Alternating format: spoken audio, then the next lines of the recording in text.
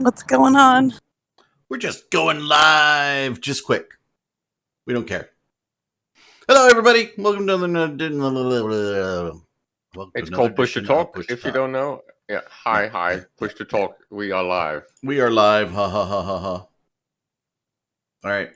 Did we just have a wild dawn appear? Yep.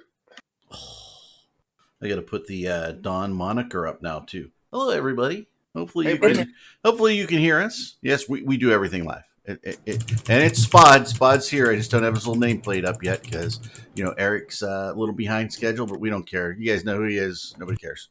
All right. There's Hey, you don't look all stretched out anymore. You look a little bit more normal, than you did earlier, Spod. It's good. So hey, everybody. I was trying to set the filter. Risk, I love your office, man. It looks beautiful. I do too. Do I have to get? I don't have to get on Skype, do I? Oh, You're not going to make me get on that. Gave you a Yeah, freaking it's all right, Skype Risk. link so you could. Goddamn it! We even send you a link so you can actually just click it and it wouldn't be a problem. Oh my god! Welcome All right, back I'll to do the it. 90s, Hold on, I'll Chris. click it. It's fine. You don't want to We're click it? doing the 90s show. Because Eric will do more editing live for all of you folks out there in Etherland. No problem. So hey, what are we going to talk about since we started the show? I'm like, we're not doing any music today, although there is some great seriously movie music out there. Well, you know what we're going to talk about, Eric, because Dawn already started this whole trend last week. And of course, Brisk insists that campaigning season is pretty much as soon as you are elected, you already start campaigning. But that's a very American thing. I thought the campaign would not start until a week or so in the future. But No. You're crazy. Campaign starts immediately. Well, you guys know. No. I'm a European, Brisk. We only have campaigns that last a month or so, and then it's over. We set our mark, and then we just go home. Just remember, before Brisk was elected last time, we endorsed him for this time. I'm just saying. I mean, we don't want to be first or anything, but we endorsed Brisk for his next run at the CSM after this already. There you go. We're good. We're done. Can he even run again? This would be his next. This is the third period, right? This is my second time. I can run one more time. Whoa! Turn your mic off. Jesus Christ, Brisk. What? Turn your mic off. On Skype. Thanks for playing. Ding. Skype is awful. I don't know why you guys use this stuff. This is the worst possible I actually thing to get do. the best video feed through it. But dude, Skype has NDI support, man. Yeah, so NDI is nice. That's legit, man. All right, so I'm gonna go. You guys chit chat. I'm gonna do a little editing here and redesign our screen. So well, and Brisk, it actually also have a face rig integration, right? So you can be a cat or a weeb or whatever you want if you really insist. You can even do the monkey, I think, and actually be the monkey. You can also be a cat and not even know it, like that one dude. Oh, exactly. I did that. I already did that joke on the Meta Show one time, so I don't need to do it a second time. You were literally did it prior to that. No, but seriously, an animated Curious George would be amazing. You have to admit that. It would be interesting. I would be interested to see if we could make that happen. That would be kind of funny. Didn't Johnny and you Drama just have to figure out who to... That? You need to find a voice actor for him then. Didn't Johnny Drama already do that? Johnny Goes Bananas? I don't know. You guys didn't watch Entourage, did you? Okay. Not in a long time. So we crashed into this? Are you driving, Dawn? Yes.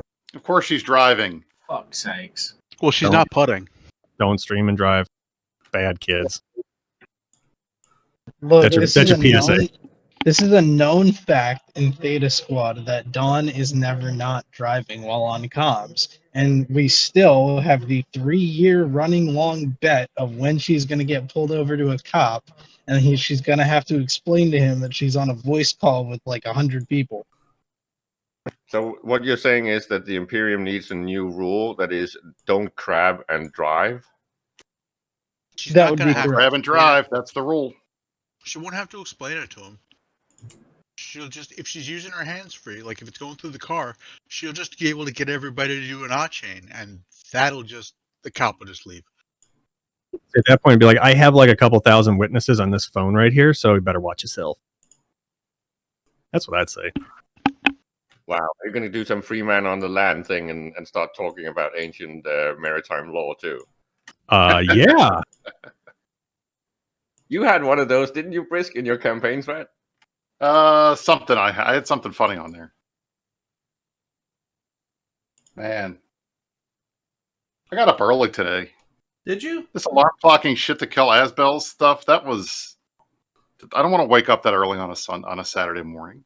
Don't tell me. What is early? Help me understand. On a 1 o'clock. Saturday, 8 o'clock is early. Really? Yes, Dude, I'm up at like get up. 4 a.m. I don't want to get up before 9 o'clock, 10 o'clock on a Saturday. You know, all you jagoffs, you want your Amazon shit delivered, so you know Eric has to get up. You know what I'm saying? That's unfortunate. You know, in campaign season, you are supposed to get up at 5 a.m. and do the work. Yeah. Trust me, I Do the know. work. And if this were a real life campaign, I would be out the door by 9 o'clock to go door knocking, and I would go until lunch, and then I would go back and do it until 5 o'clock. Every know, Eric, weekend. You should do for the a year. you should do the 5 a.m. Wake up jog video every morning. Like, look, I'm jogging, everybody. I'm young. I'm That would be swift. awful.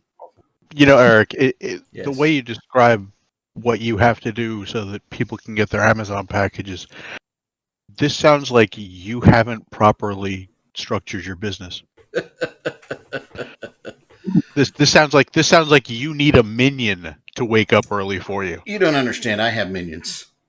I but have not one minions. that you trust.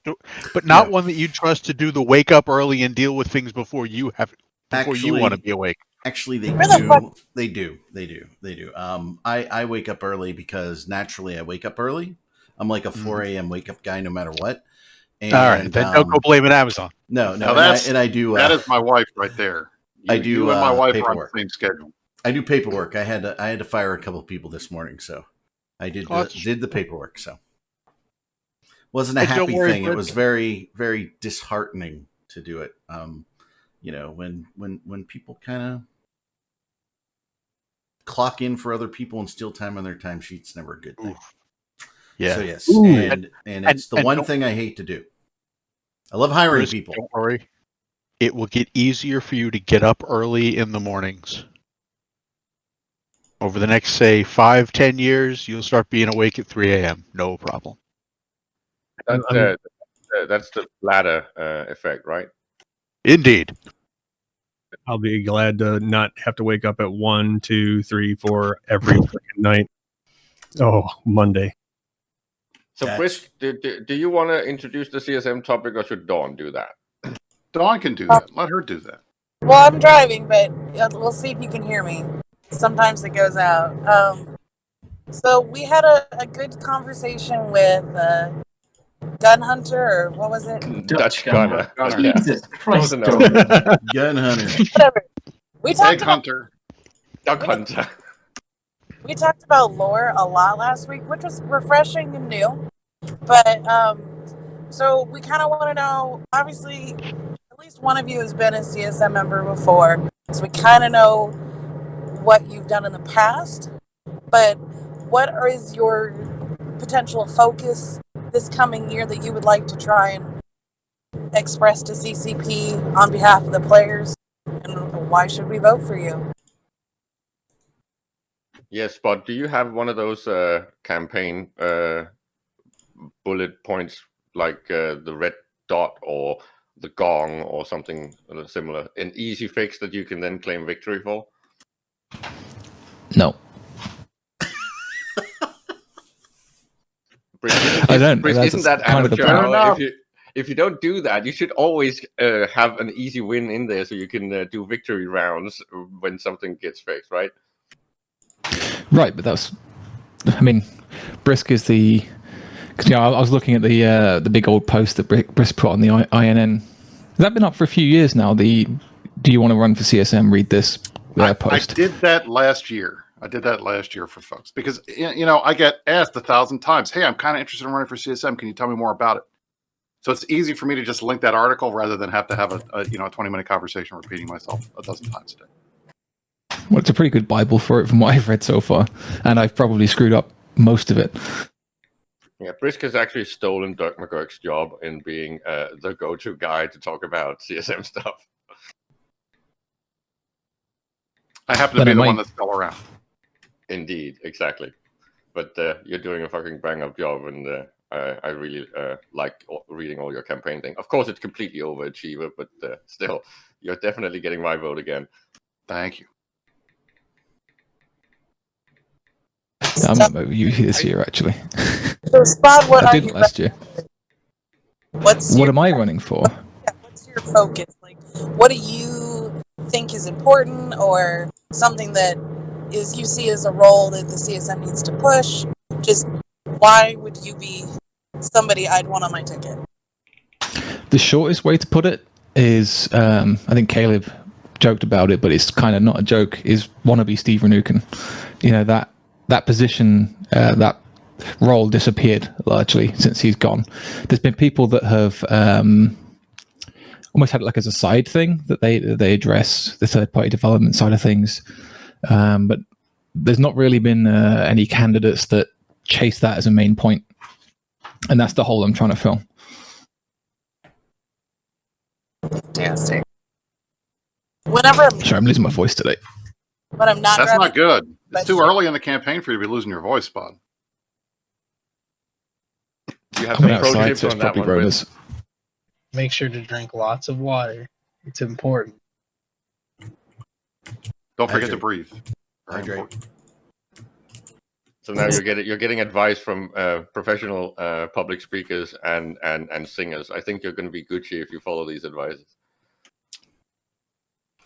We asked it last week and only got half the answer because we got way distracted. But what has been your guys' favorite change of the scarcity period, and what's been your least favorite change? Well, I'll answer that first and take the pressure off Spot here. My favorite change, obviously, was getting the fucking red dot toggle done, because that was the kind of obvious, easy thing that I don't understand why it took us a year to do, but we got it finally finished. And I've made it a point to say to CCP over and over again, including most recently with this change to the probe window, this is an 18-year-old game. When you guys make UI changes, give the veterans a way to turn it off or go back to the old one. It shouldn't be that hard if you just plan on anything you do, adding in a use the legacy one, because we're all creatures of habit, especially those of us who have been playing the game for a long time. And we would like to keep stuff the same way that it was before. I still get people asking me, can I get my colored icons back? And that's like 11 years old now, 12 years old now. So it's just, that's how it is. And then for me, I think the thing that I like the least, I'd have to say the thing that I like the least is the entire industry redesign and all of the mineral redistribution stuff. I know that's a big one because it's like all of scarcity. But my biggest issue with this whole thing was I feel like they came at scarcity ass backwards. They're trying to fix the supply side of things when that was less of a problem. The amount coming in is just there was nothing to use it on going out. If they had simply taken the changing of the different recipes to build stuff, made things more difficult to build, just double the mineral requirements for certain ships, increased mineral requirements on other ships, find places to use stuff that's like, find something to use isogen for, find something to use all this stuff we have sitting around that nobody's using, put it into something that's valuable. There you go. You've solved your problem. And you don't have to tweak the supply side. You don't have to tweak the resource gathering side that people like, and that keeps people in the game because it's not decreasing the amount of stuff that they're bringing in. It doesn't feel as bad as what they did. So not only did they double and increase the amount of stuff that it takes to build basic things and therefore making everything more expensive, they also cut our ability to bring in ISK, bring in minerals. So you're getting hit at the same time. That's where my favorite word, stagflation, comes in. And it just feels really bad. Whether or not it's bad overall or whether it does what they want it to do, since we can't get a straight answer from them what that is, I don't know. But it would have been a lot less, I think, impactful, or at least it wouldn't feel as bad to as many people if they had done one or the other, not both. It's an emotional hit when something you love to do is taken, and then instead of you're like, okay, I'll wait for a while. Maybe it'll come back, or maybe it'll make something better. And then they just hit you on the other side where it's like, well, now what you like to do is not even going to help you with the future. Thanks. I can give you a real life comparison. If you raise the price of a bag of coffee by 20%, people will lose their mind. If you lower the content by 20%, they don't notice it at all. Yeah, that's true. It's true. They do. That's a common practice in that industry, right?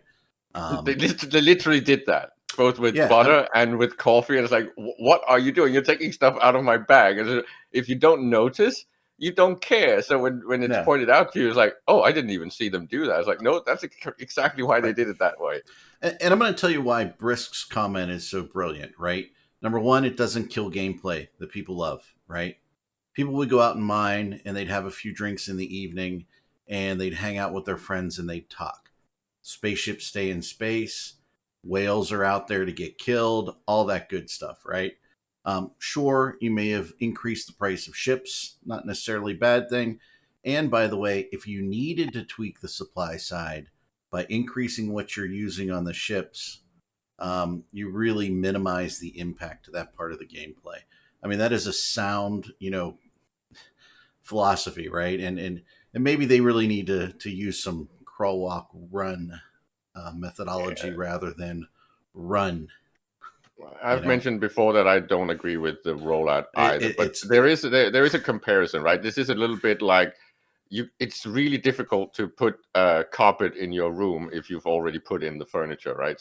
So it would have been trickier for them to do these industry changes if they did it in the opposite order. What do you mean? If they started with things like structures and then industry, then invention, then resource redistribution, then scarcity, that would be backwards. They kind of had to do it like this. I think they've done it too extreme, but that's a different story. I really like Brisk's because you don't kill gameplay. You lost people. You lost people from the game. You lost players. They didn't just take a hiatus. They're gone forever. Okay? We watched them disappear.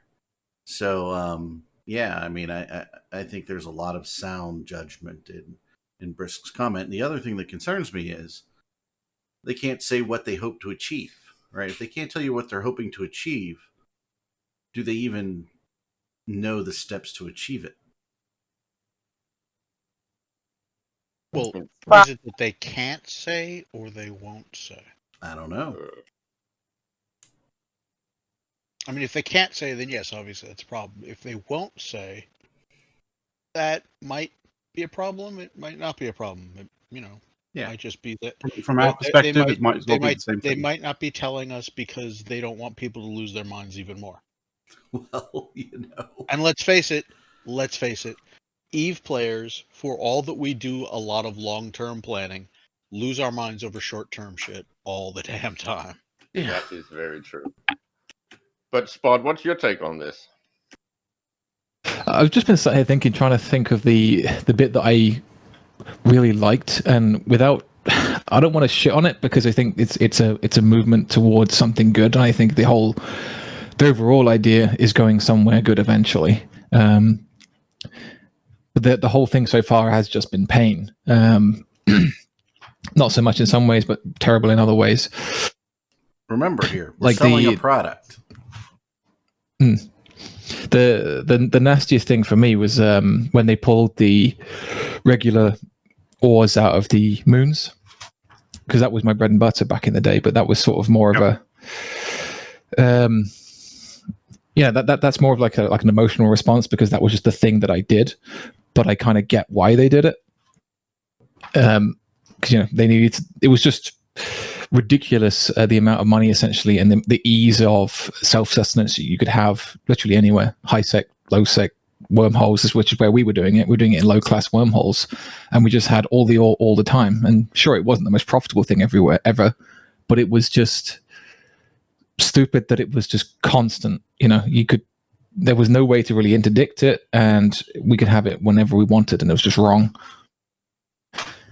The thing I liked, though, I actually one of the people that like the new change, the latest industry patch.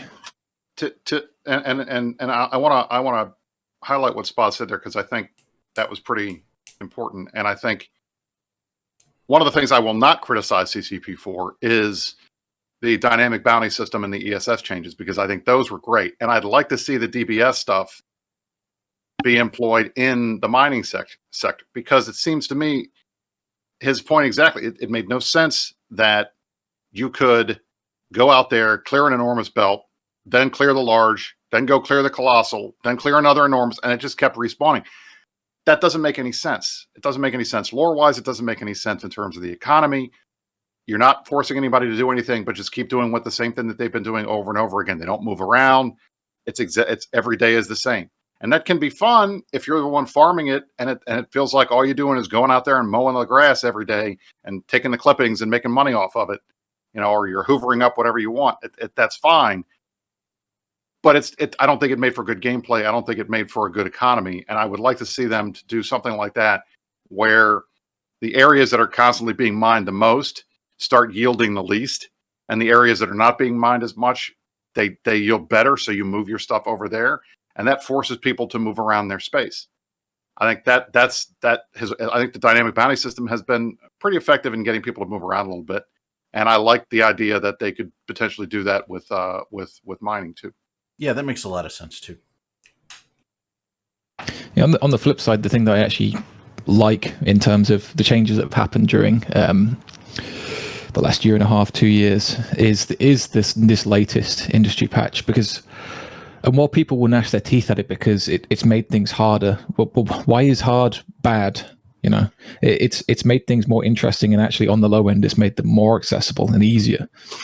With the reduction in the amount of materials certain things need, and the normalization of the materials, it makes it much easier for people making the small stuff, especially people that are sort of living a little bit more hand to mouth in terms of building their own equipment and stuff like that. Unless you're playing with battleships every day, your life got easier. It's odd. For me, at very very least, I found it's more enjoyable. I just like a little bit of complexity that's not it's not egregious, it's not ridiculous. Going to low sec to react something, or just buying the thing off the market is not a big deal. So I 100% agree. Like, these new industry changes for the game are absolutely fantastic, because I feel like as ETH players, we've been spoiled, right? Us as a player base, we've been spoiled with being able to make so much money and, be able to pump out Titans every freaking week and all that crazy crap. And it was overpowered. And so they made the game more complex, and they raised that bar to make the game more difficult, which is a great change. I feel like, though, I also agree with Brisk that it's also a timing issue, where they chose to introduce this new complexity while also almost completely diminishing the supply. So, like, a year and a half ago, you're completely destroying the supply, and then all of a sudden, within a week, increasing the demand.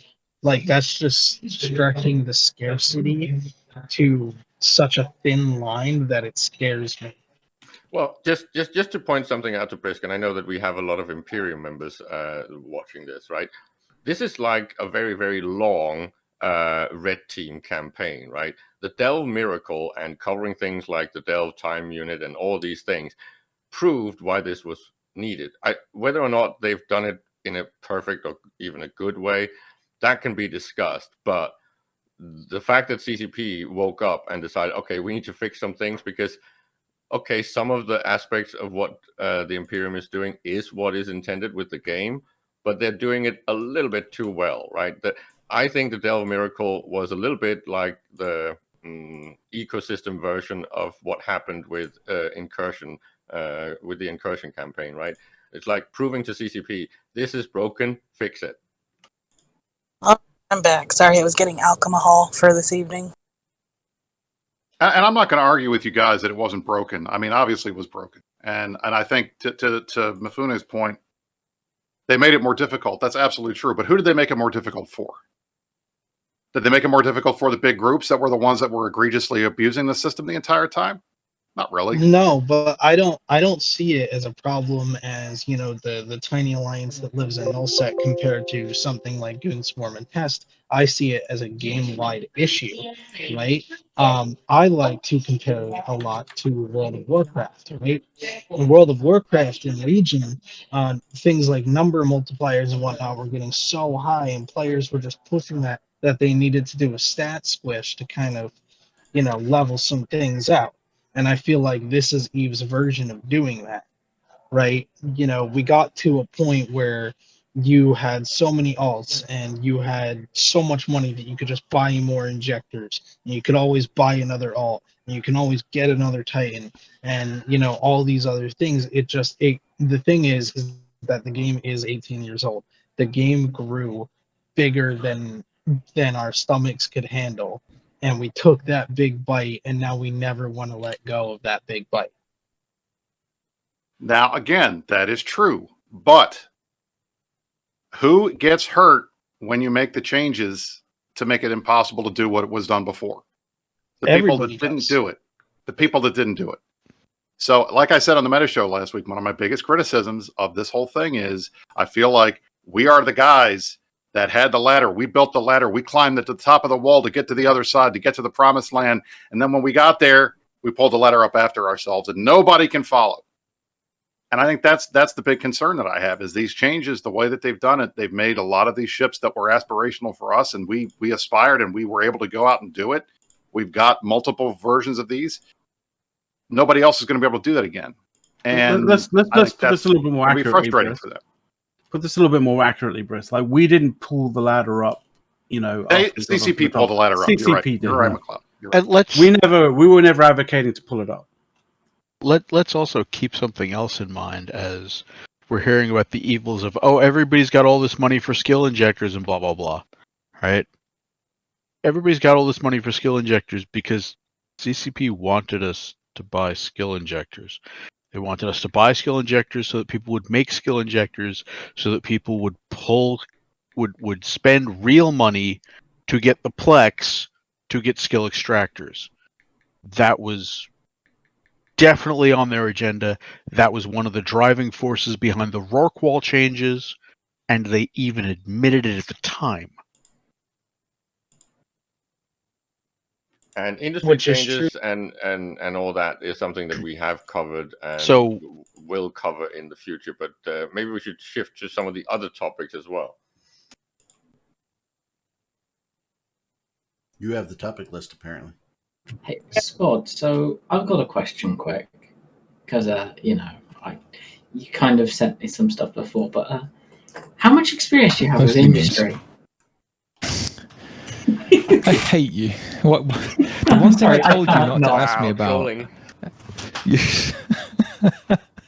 Yeah, I thoroughly regret putting industry on my forum post. It's probably the biggest mistake I've done so far.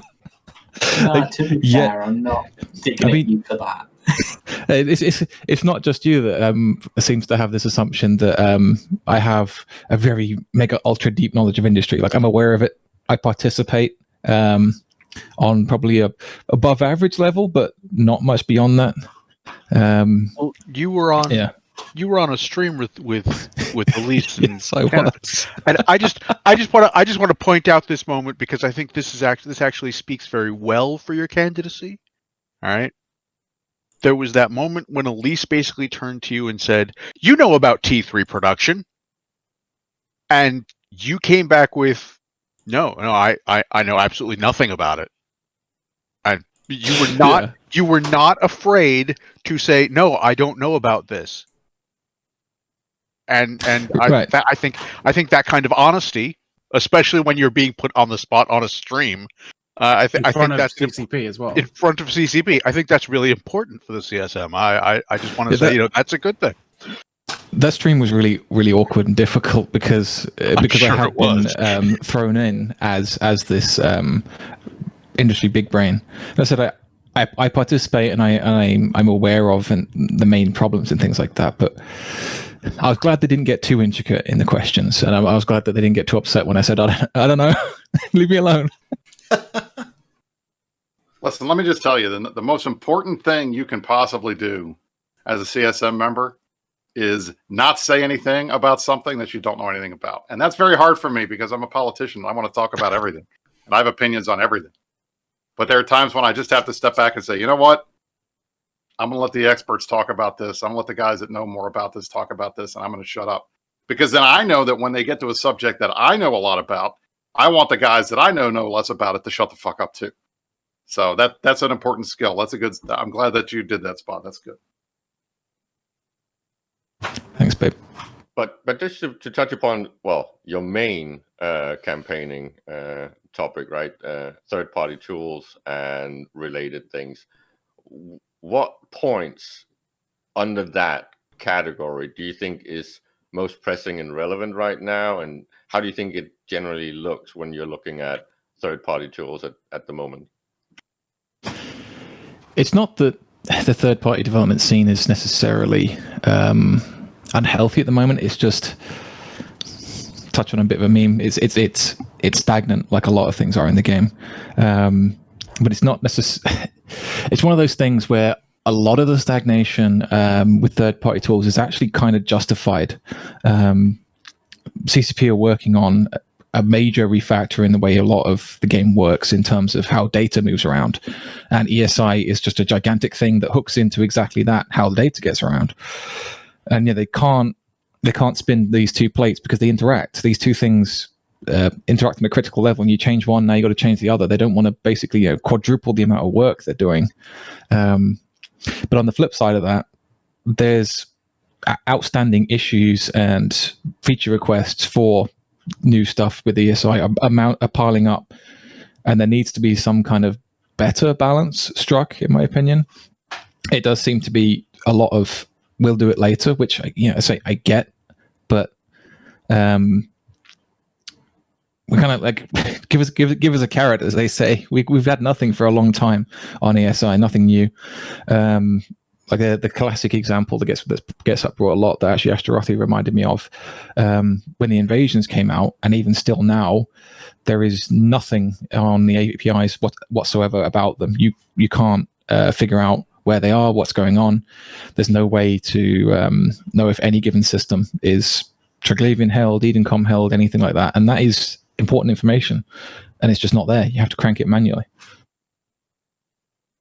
And isn't it also sort of a missed opportunity, right? Because you can say, isn't this where CCP almost indirectly gets a lot of quote-unquote content created by the player base?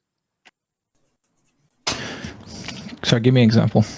Well, there are a lot of what I'm almost inclined to call essential tools, right? Where we use them because there's no proper alternative in client or by CCP, right? Like tomorrow, if CKill was removed, or if Dotlan was removed, we would be crippled as players, right? Because these things do not exist in the game, so they're almost like outsourced services. And I think many things in EVE could do this. We've talked a lot about what things should actually go on the out of client app for mobiles and similar, right? We've talked about a market browser. We talked about whether or not you should be able to browse contracts and accept contracts and write and receive emails, or even maybe push mails to an actual POP3 server or something like that. There's so many things that we've talked about, and every time they allow something like this to be taken over and outsourced by the player base, they don't have to do it. And I'm just wondering, isn't ESI stuff and third-party tools something that CCP could benefit massively from? I think some things should be insourced. Don't get me wrong. I'm not contradicting myself, but because I have said that many things should really be something CCP does. But isn't there some things that CCP doesn't need to do? Yeah, and I think so. Kind of the point you're alluding to is the hours in terms of CCP dev time versus sort of the dev value you get out of it when it comes to building ESI stuff is, it's huge. Like, can you imagine how much work it took Squiz, for example, to build Zkill? That's hundreds, if not thousands of hours that they didn't have to pay someone for. They probably paid a guy maybe a week or two to put in the endpoint to to return kill boards, and then done. And then pow, you've exchanged 100 hours for 1,000 hours. It's massively valuable to them. But that's the one thing that I think they should have done. Like, I love all of the third-party tools. I think they're great, and I think you're exactly right. It provides a way for these guys to get something for free that the players want that they don't have to spend development time on. But goddamn it, a kill board, a leaderboard in a game like this that's all about competition, that's a lot of power to be putting in the hands of a third-party app producer. Let me just tell you. You know, the intel value alone of all of that stuff is humongous, and it's how we judge who's winning awards, how we judge who wins a fight. It's how we judge who's doing well and who's not, who's dangerous and who's not, who's somebody that you got to watch for in your space, who's not, what fits we're going to fly in different areas. I'm going to go, this guy's a great solo PvPer. I'm going to copy his fit and go out and see if I can do it. That's a lot of power for a third-party app guy to have. So I think of all of the third-party apps, the only one that I would suggest that should have been in CCP from the beginning is probably Zkill. But anyway, I apologize for interrupting. You digress. But at the same time, and this goes back to something that Caleb said in posing the question, should we even be crippled like that if those things go down? Like, should we have come to rely on these things so much? Like, Yeah. why? It's like being told, well, we're crippled now because we don't have the Concorde. No. One of your jobs is fitting and fiddling with all that tinkering and wizardry, right? And CCP recently created a fairly decent fitting tool, right? When they upgraded it to ghost fitting and all of that, which is, I think it's a Cogwheel project. And it's fairly decent. It's not bad. It's not bad, but can it really do if they removed all your EFT and Python and all of that? No, the in-game fitting tool can't even come close to doing what Python can do. You'd be completely handicapped if they I wouldn't go so far as to say completely handicapped. I think that what would happen it's not that my job would get harder. It's that teaching people my job would get harder, because there's a lot of things that you have to be able to understand what's going on and why these things work the way they do. Like the in-game, for example, the in-game tool will never simulate drugs properly. It will never simulate fleet. Can I just get a spool up on my trick ships? Maybe that's all I'd like. Right. Can I get a spool up on my trick ship? Right. It doesn't do that, but it will never properly simulate command bursts because it can't. It doesn't have any capacity for what is being supported here. It can't simulate, is this ship stable while in the cap chain? So you have to be able to know these things to use the in-game fitting tool. And to do that, you have to understand how it works. Pyth is great for being able to show people, you see, so this is how everything changes when you've got boosts, and this is how everything changes when the cap chain is running versus when it's not, and what your capacitor life really looks like. The in-game fitting tool is a very useful thing for the solo player, I think. Right. To get us back a bit, I think Spot wanted to say something. I'll go. Oh, yeah. Sorry. I was just going to jump off one of the things that Brisk mentioned about Zkill, for example, the power that Zkill grants. It is something that kind of gets forgotten a lot when third-party stuff gets discussed. You see this a lot in the tickets that people raise for new features. It's about some of the features people request can actually grant insane advantages that almost become borderline botting. A quick little example of something that I've plotted out and I know that works in principle, but I've not actually built is. You could very easily build hauling, quote unquote, bots that just abuse things like NPC trade orders, and you can just make money all day, every day for free. All you have to do is every 4 hours look at your PC, click on dock, and then the ESI has done everything for you. And we need to be really careful about what we do and do not allow through ESI, not just from like a dangerous kind of sense in that, you know, transferring money or something like that through ESI is going to be real dodgy because I get your key and then whoops, I just drained your bank account. But also from they're never gonna do because of the security stuff. But Spot, I have a question for you on the ESI stuff because this is something that came up with us on the CSM a couple of weeks ago, and I know we talked about it with Rattati on the Meta Show. Is there anything in the ESI you think is too powerful that should not be there? It's too intelly, provides too much of a benefit to folks that you think they should probably either mask or take out? At the moment, I think it's pretty well balanced. The current like power tools that come in are usually from people reverse engineering data that's not necessarily a direct part of ESI, like the map data. People figuring out stuff from industry indexes and things like that is a little bit much to me. That's kind of, you just shouldn't know that. There's no sensible way that you would mysteriously be able to figure out what's being built whereas you can. You know, you just crank the right numbers and do a bit of maths and you can get a pretty good guess of who's building what where. You know, it shouldn't be a case of within 24 hours of me throwing a job in, a fleet turns up to blow up my shiny new super before it's even born. That shouldn't be a thing. You know, you should, if you want that intel, you should have to work for it. In that same sort of frame of mind, like, what do you think about the reaction indices or indexes? Sorry. As in people using that to scout out and jump on new reaction. It's the same problem. It doesn't seem right. Although there is a counter argument of if you really wanted to, you could just open the map and go find it. It's one of those things where that data was provided for a good reason, in that if you wanted to do reactions, you wanted to find somewhere that was cheap to do it, and same for industry. But then that data is being used for nefarious means, and I'm not sure what the balance is to be struck there. I think the best hope is can I just take it point off the something API. out? The main problem here, as I have seen it and pointed out many times, is that the indices are broken in the form that they are doing the opposite of what they should be doing, right?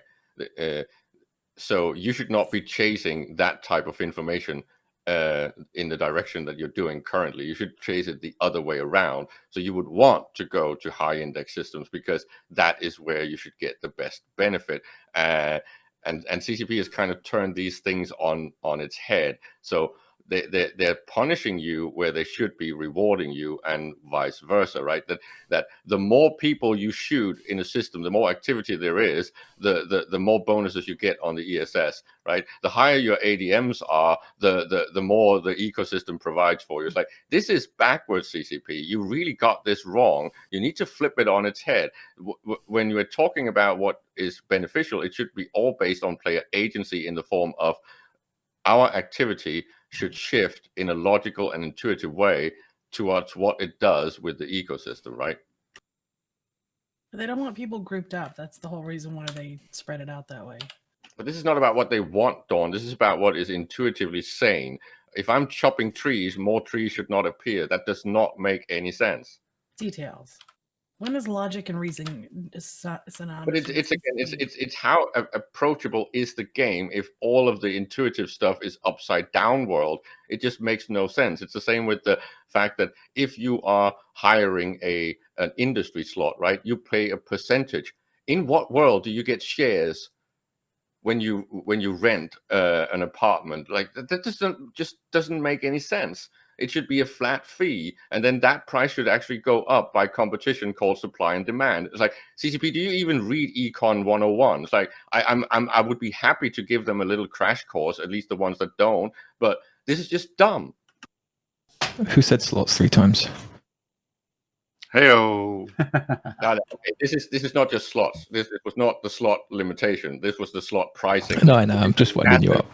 It's been discussed so many times. It's just dumb. If that was a flat fee that could go up, so it would, on the price, when you open the structure browser, it would say X amount of ISK per hour. That would be a lot easier for anyone to decide where to go and actually rent slots. True. The tax of being a percentage of a percentage is always going to be just what the Just no, it makes no sense. Because to make it actually even worth your time, you have to set it to like 20 to 40%. And then the layman comes along and looks at that and goes, 40% tax? What the? I'm not going anywhere near your structure. Like, dude, it's like 300 ISK. It's nothing. Again, just to get back to the point, what level of fog of war and delay on ESS do you think would be validating that we keep the current endpoints, but not giving an unfair advantage, whether that's markets or indices and whatnot? What degree of fog of war do you think would be acceptable? I think there's almost in the particular problem of seeing indexes, whether they're reaction or industry, I don't think that's a solvable problem. Like, I don't think a delay of any kind can really fix it. You either do it or you don't. Because whether you come to my shiny new reaction thing within 4 hours or 4 days or 4 weeks, you're still coming to dunk on something because your automated software told you to. I'm not sure what the solution is there, to be honest. It's something I'd have to go and think about, but it's a do or don't. I think slapping a timer on it is not the answer. And I don't think that would be acceptable to players either. I mean, we've talked about that before. We talked about Z-kill. Well, we should make the delay kill mails by a day or delay kill mails by 5 hours so they can't be used in battles for immediate intel. And people just went up in arms over it because it's a pretty important way of comparing how you're doing, and people like to see it. They want to see their stuff happen in real time. So I think, unfortunately, this is one of those issues where I think it's been this way for so long. If we go and change it, you're going to have a riot, especially if there's not a really solid proof or belief that what you're changing is going to make an actual difference to the real problem, like Spot said. That's the biggest issue I have with CCP some of the times with the stuff that they do, is they make these decisions and they make changes, and you ask, why did you change this? And they're like, well, we thought it was better this way.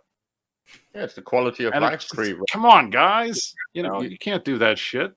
But this is back to, if we can agree that quality of life creep is a problem and it does actually reduce the actual gameplay experience, right?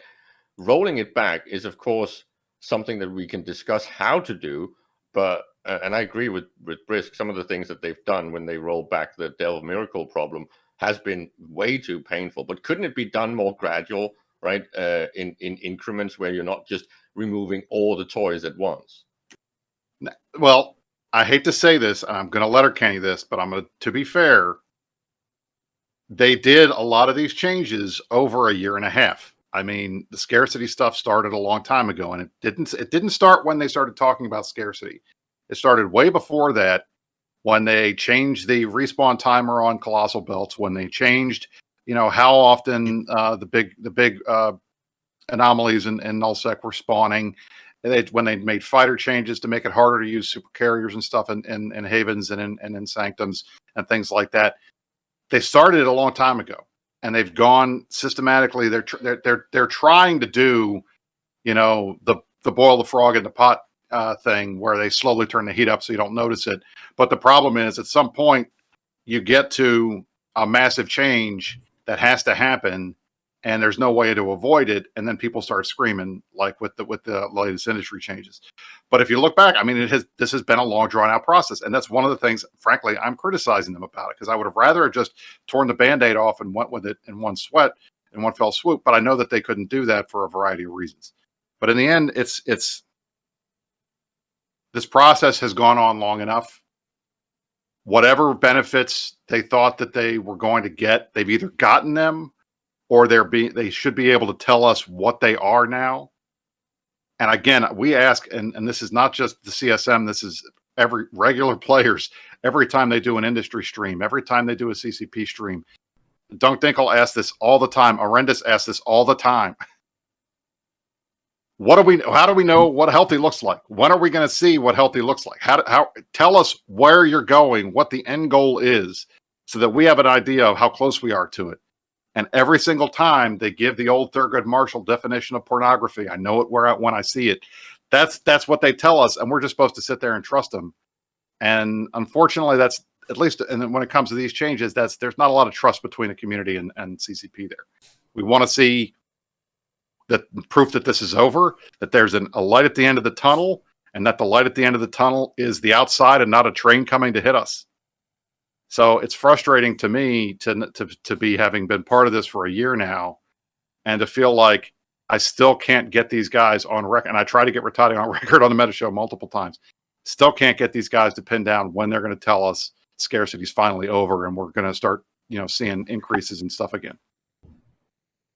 Now, I asked a question last week to the one guy, but which I'm so bad at names, so don't. Dutch Gunner, or whatever you're going to call him. Dutch Gunner. Dutch Gunner. I knew it had gun in it. Okay. So, and this may be a little bit for Brisk of what has happened, and then potentially is this something that you'd be willing to bring up?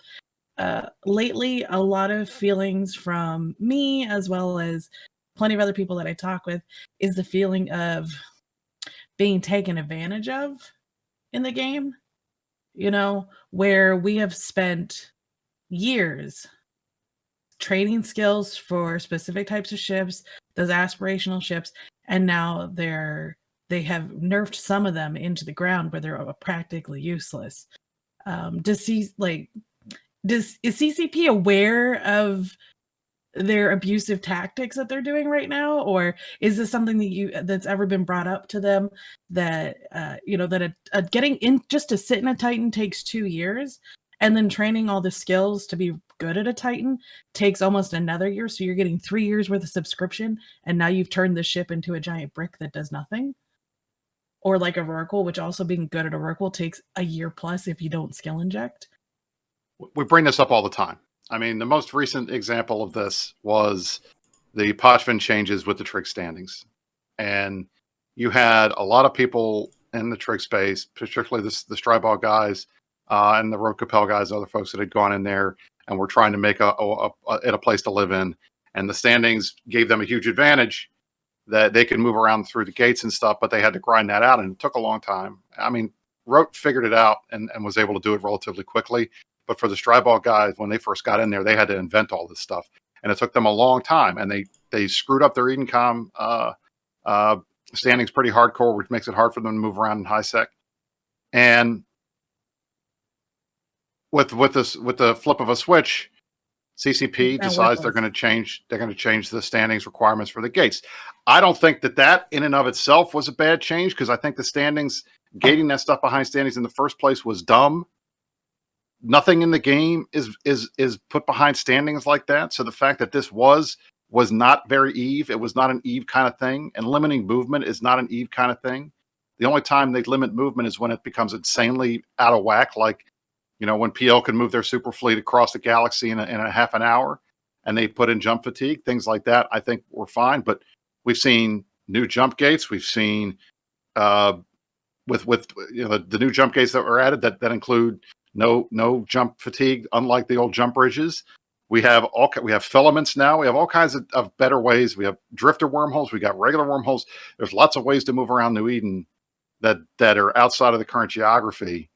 Gating all of that stuff behind standings was it never set right with me. So I didn't have a real problem when they were going to fix that.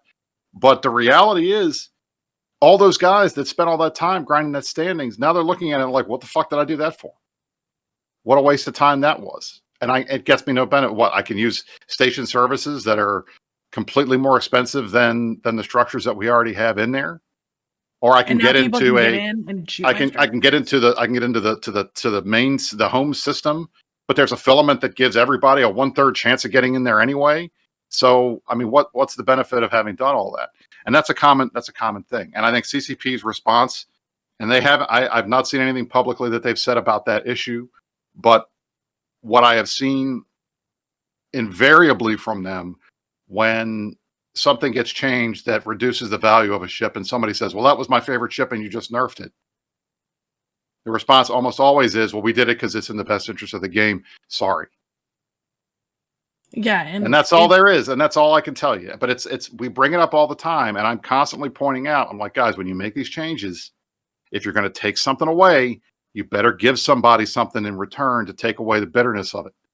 And I'm always trying to pair a good with the bad, or the bad news with the good news, or whatever you want to call it, the sugar that makes the medicine go down, whatever you want to call it. They do that sometimes. They don't always do that. And when they don't do it, that's when players tend to feel like they've been taken advantage of, like you said.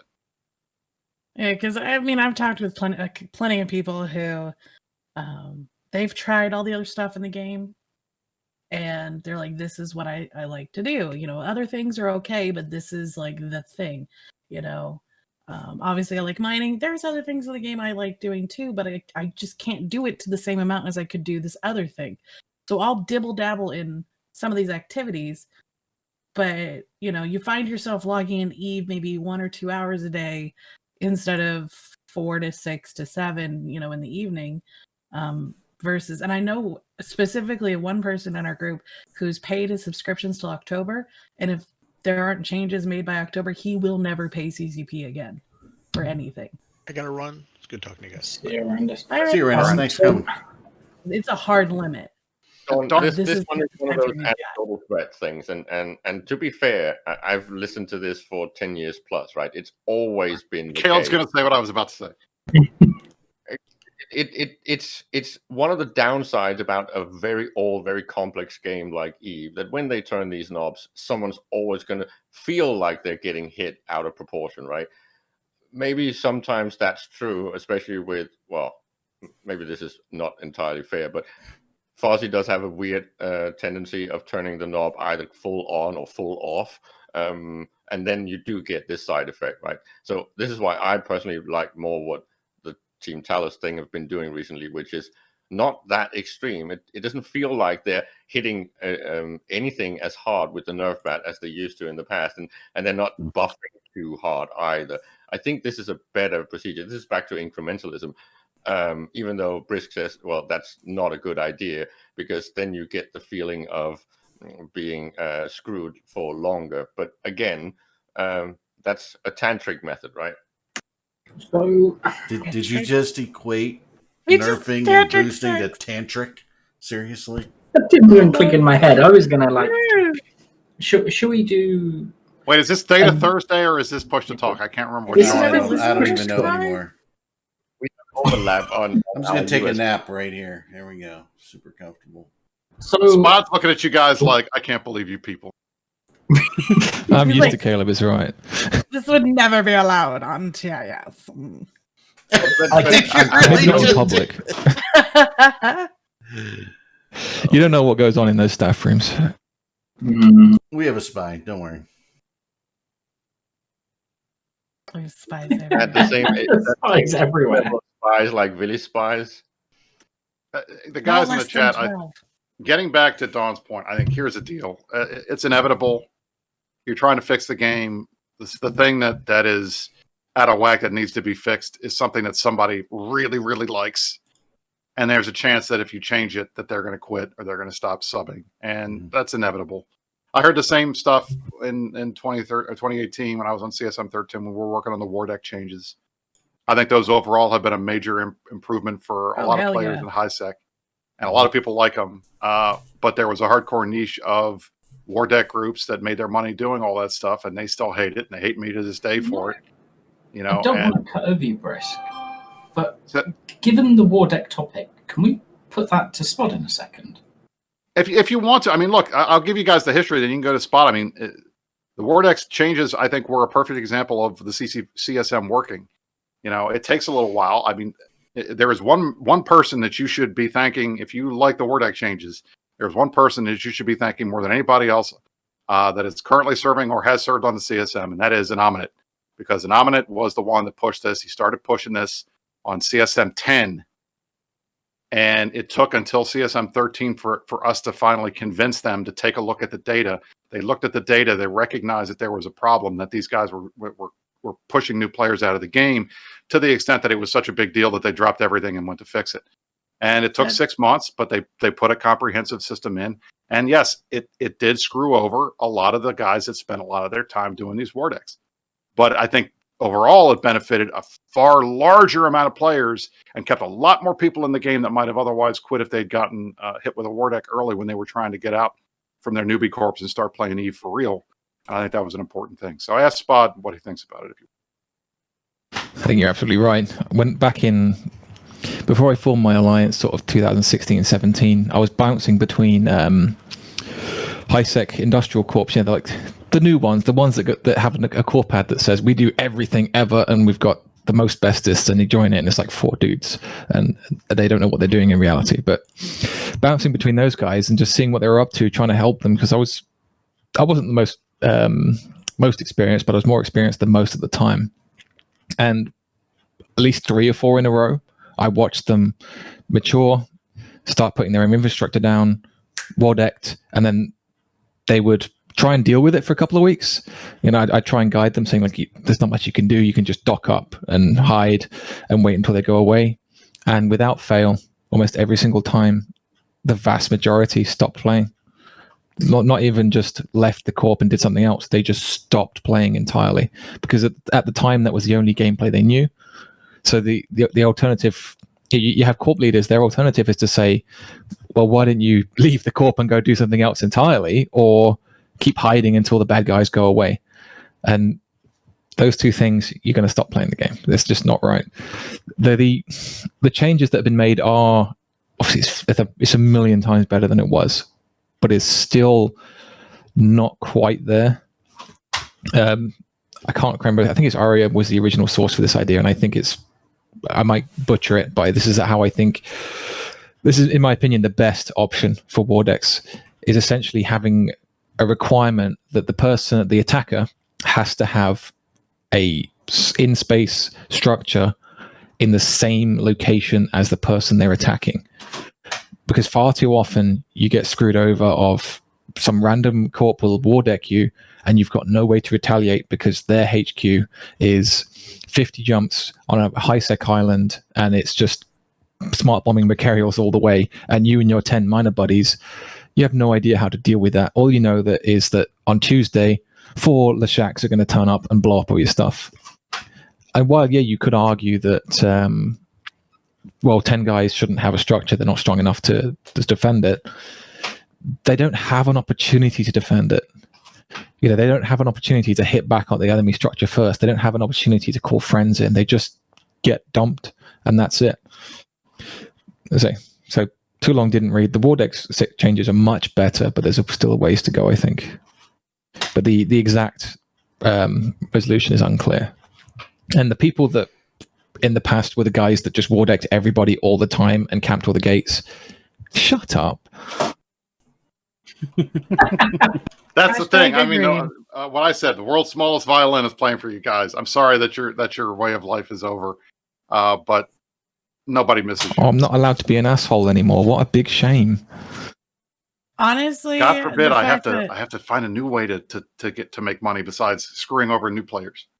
The fact that it took them 3 years of somebody potentially bugging them to get this is what's is concerning in regards to CCP, because I learned this part was broken within 3 months of joining the fucking game. Why did it take you 3+ years to figure out that your WARDEX system was driving people from the game that in ways that they would not come back? I think there was, honestly, to be honest, I think there was, everybody goes back to the Rise Eve Vegas of 2015 thing where they found that the players that were killed within the first week of playing tended to stick around longer than those that didn't. And I think that became a mantra or an idea that getting ganked or getting killed or getting, being brought into some kind of PvP scenario, whether it was a WARDEC or something else early, was good for the game. And that's what kept players going. And I just think it's hard sometimes for the company to really realize and understand what it's like for new people coming into the game.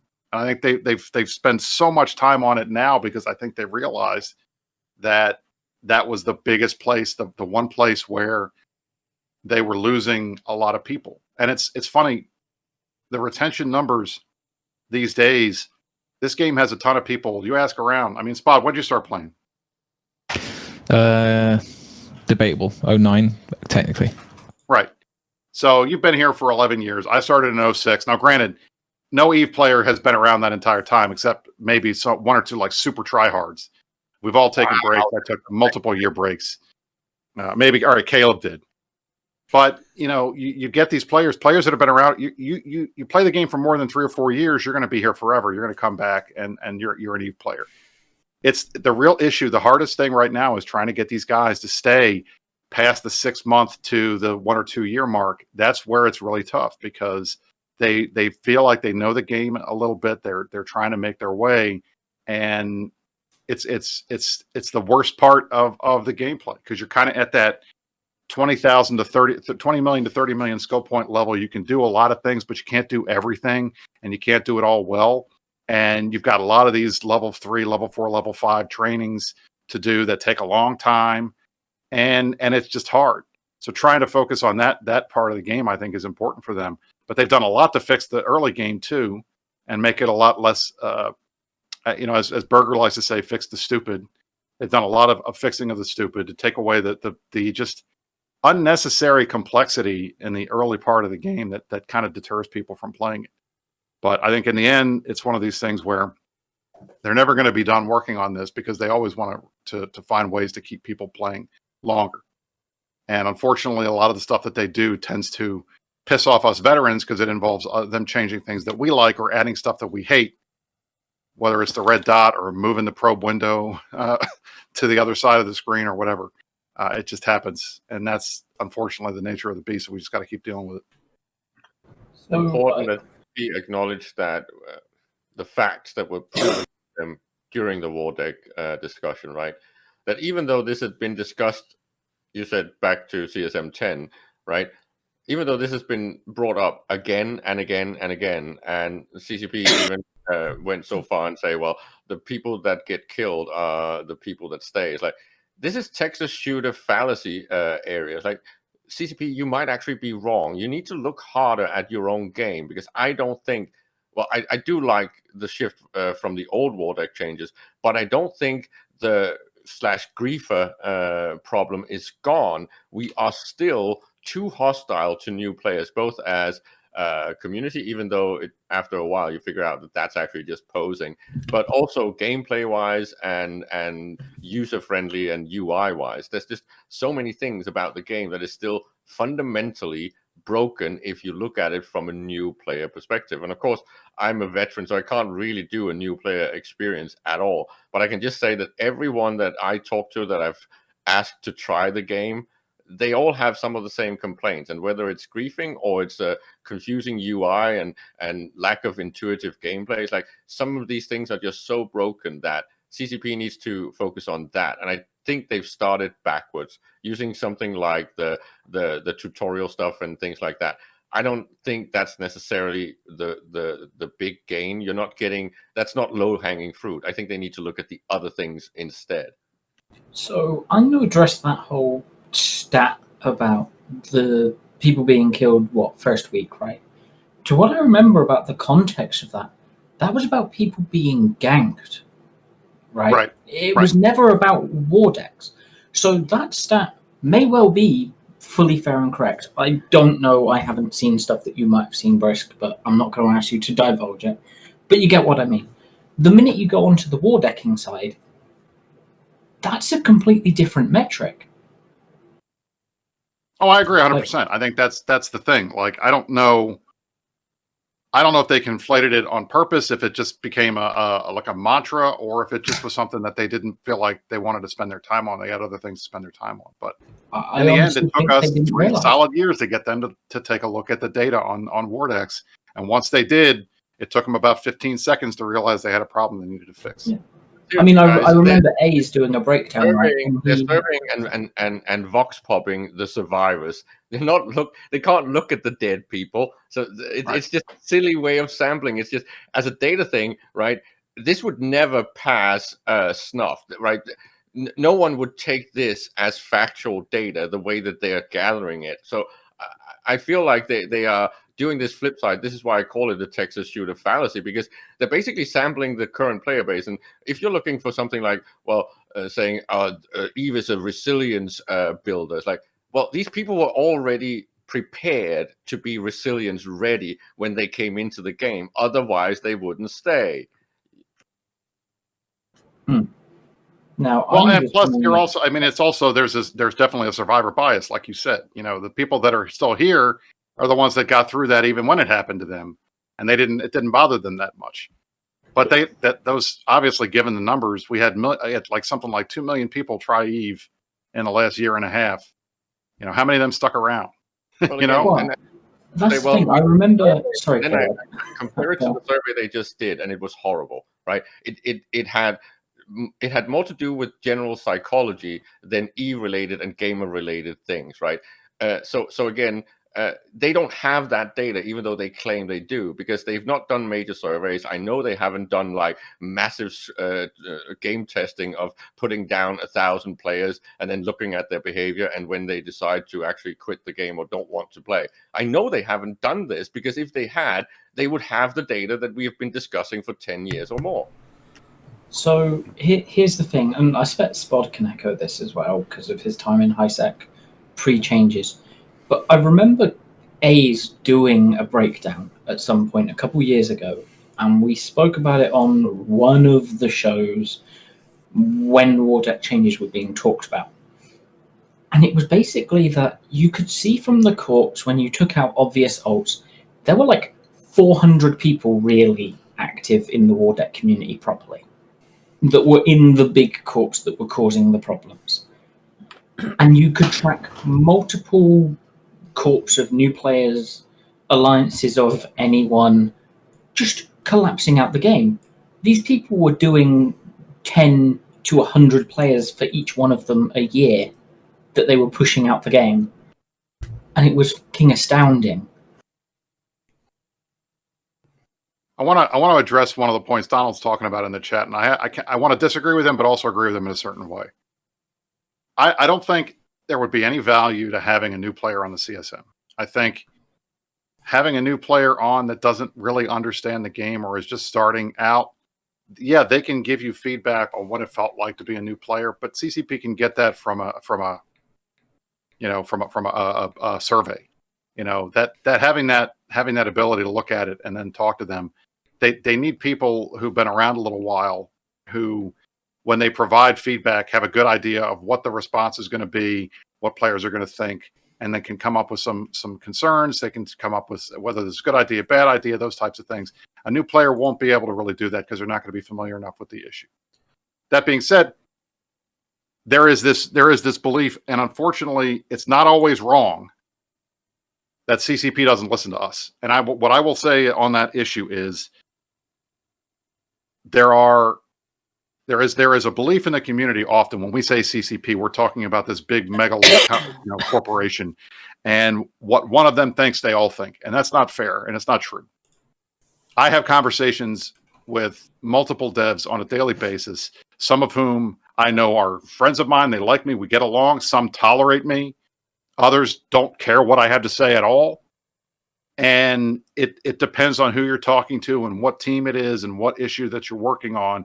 For example, when I go and I ask CCP Curve for little things, my list of little things that I've managed to get done, as somebody was mentioning in chat, is incalculable. Like, I ask her for a ton of stuff and she does it, and we get the stuff added to the game. Whether it's, I mean, the red dot was a bigger change than that, but just being able to look at a structure and see the exact date of when it's coming out of reinforcement was a request that I made to her. Could you please do this? Because I'm bad at math and I don't want to have to figure out what 27 hours from now is. What day is that? That type of stuff. You ask for those things, and I said, hey, I really would love it. And this was back when we had a lot of jump gates. If I could just put a destination in and it would take the jump gates into account, so I would get there the fastest way, rather than having to use GARPA or one of the other third-party tools that we have for that. And they went and they did it. That's the type of things like where we're able to go and sit and talk with them. And then when we talk with CCP Rise and he brings up an idea for a balance change, and we say, well, here's the issue with this, and here's what we think about this, and this is the issue. And he'll not do stuff that we tell him is a bad idea, and he'll make changes based on what we say. And there's a good symbiotic relationship with those teams. And then there are major, massive changes that we all hate, that we say, guys, don't do this. It's a bad idea. Don't do it. And they do it anyway, because for whatever reason, whether they think either we're gaming them or we're just being protective of our current interests or whatever, they'll go and they do what they want. So there are times when they listen to us very carefully. They do exactly what we ask them to. There are times when they listen to us and they give us what we're asking for, even though it's not exactly what we asked for. And then there are times when they'll present us with something that they're already working on. They want to ship. They think this is a good idea. We tell them it sucks and they do it anyway. That's not them not listening. It's just because they disagree and they're going to do what they want to do anyway doesn't mean they're not listening to us. But unfortunately, we can't stop every bad thing. There are times, and we have a phrase that we say in the CSM about this, and Aerith coined it. Sometimes you got to let them touch the stove so they figure out not to do that. And it happens, and it's happened a couple times during the CSM camp. It's a CSM Just term. imagine you guys sitting there with the toddler that is CCP, be like, "Mommy, I want to eat the onion." You're like, "No, honey, you're not gonna like it." "But I want it." And you're like, "All right, fine. Here, eat the freaking onion." And just watching them blah, blah, blah, with their face. I can imagine that. It's it. I mean, listen. We have a CSM only Discord that just has us in it, and there will be times when we're in a meeting and we're in there and we're just chatting, and somebody will say, "Time to touch the stove," and we all know what that means because it's obvious they're going to do what they're going to do, and they're not really looking for feedback. They just want to tell us, and I always ask that. Whenever they come in with a fully cooked idea that we may or may not like, the first question out of my mouth is this already done, or can we make suggestions? Because if they say it's already done, then I'm not going to waste my time telling them what I think because they don't care. They're going to do it anyway. If it's not, then I'll give them the feedback. But half of my job really, it seems to be lately, has been trying to figure out whether it's worth us arguing over, because we could argue over everything. And I don't want us to be obstinate or just going in there and chatting for no reason. I have a lot of important things I'd rather be doing on a Thursday afternoon than hanging out with my buddies in Iceland for an hour talking about nothing. So if we can cut that meeting to 15 minutes, I'll take it. We've never managed to do that this year. We've had 55 plus meetings, and I think the shortest one we ever had was like 53 minutes. But hey, maybe someday. Now, Spot, is there anything in particular that you wanted to bring up today or talk about to let people know about what you think is important in the game to talk about with CCP, or just any topic on your mind that you want to make sure people know you have an opinion on? I don't know. Okay. I just want to make sure that you have an opportunity. So yeah, I don't know that much about industry. It's probably the one I need to clear up first. That stung me twice now. There's about it. Just more that I think my key point in terms of my campaign is I'm more than happy to admit that third-party dev is my expertise, and then it near enough ends there. If you ask me, like, "Oh, what do you think about this cool idea for balancing capitals?" I ain't got a fucking clue, dude. Don't ask me. I don't know.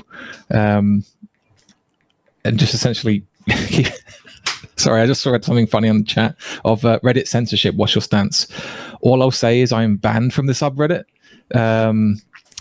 for interesting reasons. And therefore, yes, I'm very against it. What did you do? Do you really want to know? We got to know this. I got to hear this story. What did you do? I pointed out that there is a alliance in the game containing a now borderline household name FC or two that was heavily involved in white supremacy, and it didn't go down well, as you can imagine. Is this a group that's name reminds you of something you blow your nose into? No, not that group. The other group. The other group. Okay. All right. No, it's a pretty small unknown one. Let's just say there's a reason why I don't frequent MPSI fleets. Understood. Mm-hmm. Well, that seems like a kind of a dumb reason to ban somebody. I don't know. Listen, I am a subreddit. I'm a Reddit mod too. Not on Eve or Eve, on a way bigger subreddit that's way more controversial. And it's tough. Being a mod is always difficult. And there are times when you have to fight against your own, bias when you're trying to do stuff and look at something and say, all right, I disagree with what this guy is saying, But do I want to prune this because I disagree with what he's saying, or because what he's saying breaks the rules? I kind of got their point for it, to be fair. Right, Reddit just banned or removed a thread where there was just a factual map. Yes, but it's low effort memes, Caleb, apparently. Although in their rules they specify that alterations of game content, no matter how quality level it is allowed. Well, I mean, here's this is an absolute issue, and I agree with these guys 1,000%. The low effort meme thing has become the bread and butter of so much of Reddit and so much of the internet in general. It doesn't matter whether it's Reddit, whether it's Imgur, whether it's Instagram, whether it's frickin' 4chan, whatever you want to call it. There's tons of places where these low effort fucking memes just take over everything. Yeah. So I understand. Like, I don't want to see a single fucking SpongeBob meme on the front page of our Eve ever. On my subreddit, I nuke every single fucking one of those. I do not want to see your stupid SpongeBob jokes. They're not funny. None of them are funny. There has never been a funny one in the history of the world. I'm not so I kill them all. I'm not so sure I agree with that. I mean, so I can understand why they want to make sure that the stuff that's on the front is good. But you know what? When Seriously puts up a blue donut thing and he does the art and he talks about it, I didn't see a reason to pull that down. I thought that was perfectly fine. There was nothing wrong with that. I'm going to use it on the Meta Show in an hour and a half. You know, I'm really wondering how many SpongeBob memes are going to be shared with you now inside the Imperium. They better fucking not. God damn it! I just pulled a goblin. I just pulled a goblin and told you guys what I didn't like, and now you're going to make me do it. Now you're going to do it. I will admit, though, this makes me think of an interesting question, and this actually comes back relevant, and it's I don't know how to phrase it, but in both of your opinions, how much should we really be relying on Reddit for CCP communications? Not at all. It shouldn't be there. Like I get why they do it, but I don't think they should. I think it should be a passive interaction from CCP to Reddit. I tend to disagree with that, and I think the reason behind it is because what I have been telling these guys from the beginning is you have to go where your players are, and if they're on the Evo forums, talk to them there. If they're on Reddit, talk to them there. If they're on streams, talk to them there.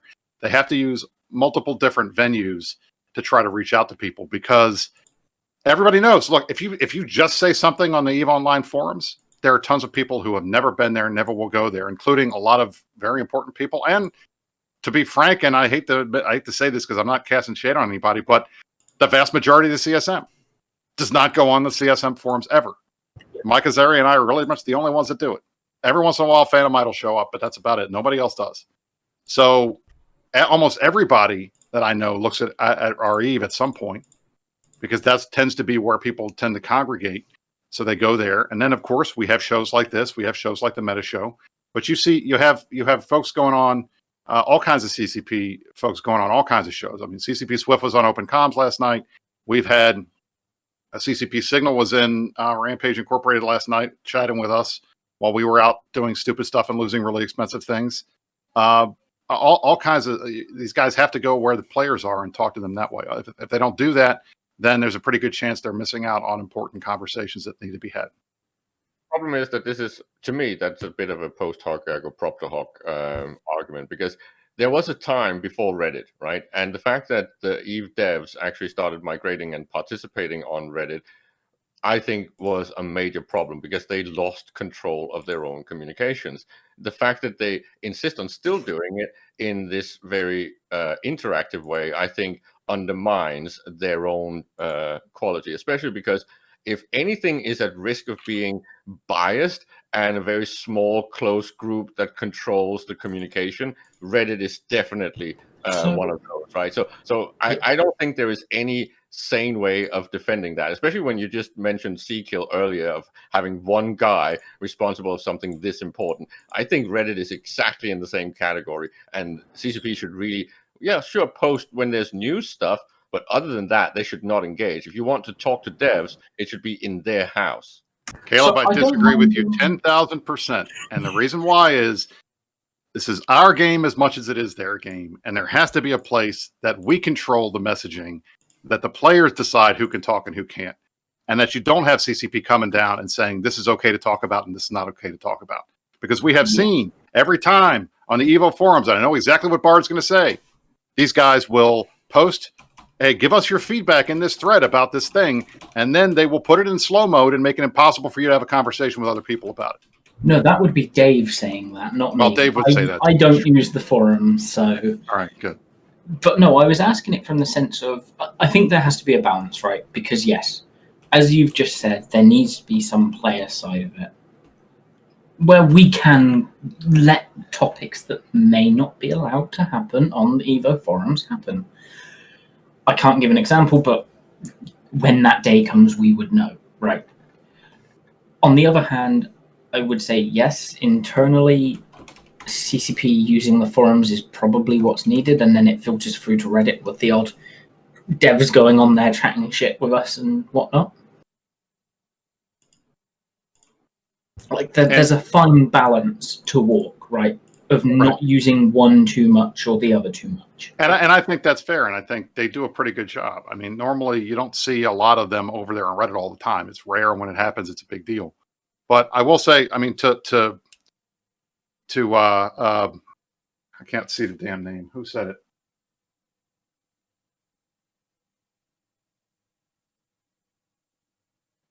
Lasho Canova said it. His name's purple. I can't see it on my screen. The problem is that they were that just like on the Evo forums, the mods on our Eve were shutting down people that didn't want to talk. And here's the thing: I talked to Zeldin, and my understanding was it was one mod that went super overzealous, and he's been talked to, and all those bans and stuff of Mibbles and Seriously and the rest of those guys have been reversed. That happens all the time. It's inevitable. On my group, we do the same. We have the same problem. Somebody just goes crazy, and you got to go back and apologize and clean up the messes, and then have a conversation with them and say, "Look, when you're getting angry or frustrated, or you think these guys are coming after you, take a step back and walk away, and just don't start banning everybody left and right, because that's not the right solution." So I think it's inevitable. This is not CCP's terms of service or EULA or forum rules that are being applied. This is where someone like Spot, for I would say a valid thing, gets banned. This is where because the Imperium is as large as it is, it ends up being shadow banned from Reddit, right? This thing is a problem, and I don't see how you can defend it just because it's become the norm. This is hyper-normalization at work, and I do not trust these moderators at all, even though, sure, you can say, well, CCP will shut down some stuff, and then there's the slow-mo thing. But the slow-mo thing is about threat noughts, and when something really dramatic happens, then someone like Arendis will complain that he can't actually reply fast enough. That's fine. But anything that should be official should go on their own forums. And if you want to participate in that discussion, you have to go to CCP's outlet, not do it on Reddit, because especially Reddit is political. Let's be fair. It has opinions and it has personal bias that you cannot do as a professional entity. Just a quick point on...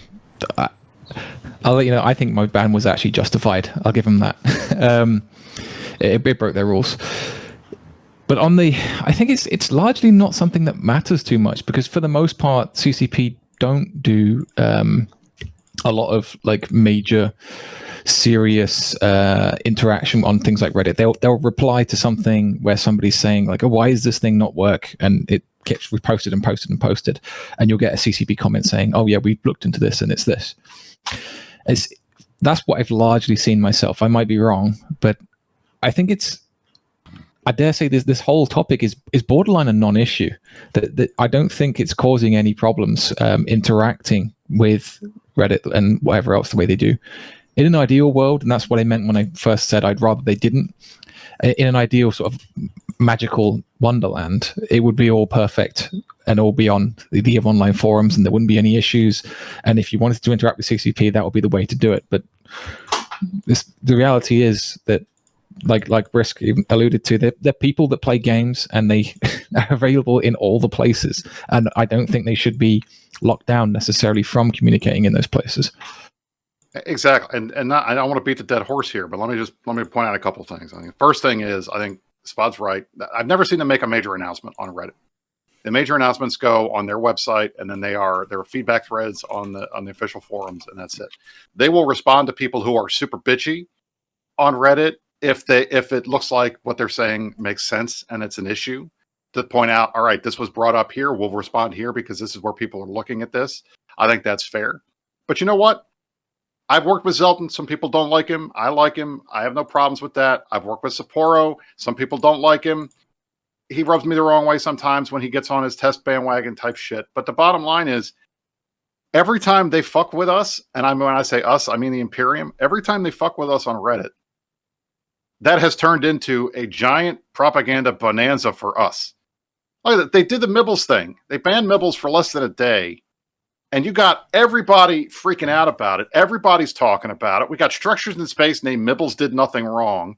We've got all kinds of... It creates the kind of martyr symptom that we love that I think is fun, because it gets everybody pissy, and that makes them want to go smack the bads around even harder. And it wasn't even there are times when it helps pissy. us, and it does the same thing for them. I mean, it wasn't even just our guys getting pissy, right? You had people from HiSec and Wormholes and LowSec that were there like, what the fuck, bro? You know, what is this moderating? Just to be fair, similar things used to happen on the EVE forums. This is not some unique thing for Reddit. Right? I know it's not. And I'm just saying look, before we had our EVE, we had Kagutsuman. There's always been player-run forums in the game, or at least as long as I can remember. As soon as people started bitching about COAD back in the day, we started seeing player-run forums and bitching about EVE, ISD moderation stuff on the main forums. So there's always been player-run ones. It's inevitable. I don't think you're ever going to get rid of it. And I think it's better to embrace it than anything else. My point is that when things are official, when things are supposed to be professional, I think it belongs on their own communication platforms. And I think they should be careful using their TCP identities elsewhere where they do not have control, because this not only comes off as unprofessional, it can actually create drama for CCP that really shouldn't be there. Don't get me wrong, I love the smack and the drama of Imperium versus Test and all that stuff as much as the next guy. I'm only talking about CCP engaging with the community in platforms that are not their own or under their own control. That should be very indirect, and they should not actually decide to live there. If they want to do that, use an alt account. Do not do it with your CCP name. It comes off as amateurish. I don't think they're just honestly that guilty of it, though. I don't think that happens very often. It maybe does in a few contained cases, but that's what I meant when I don't think it's an issue, because it's not, they've not really done anything wild yet. Well, yet. It's happened. I mean, yes, there's been incidents, but thankfully they are few and far between.